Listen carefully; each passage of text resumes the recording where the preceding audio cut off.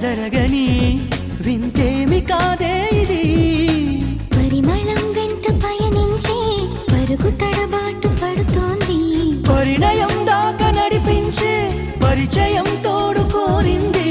దూరం తలొంచి ముహూర్తం ఇంకెప్పుడొస్తుంది. గుండెల్లో ఏముందో కళ్ళల్లో తెలుస్తుంది. పెదవుల్లో ఈ మౌనం నీ పేరే పిలుస్తోంది. నిలవదు కథ హృదయం నువ్వు ఎదురుగా నిలబడితే. కదలదు కథ సమయం నీ అలికిడి వినకుంటే.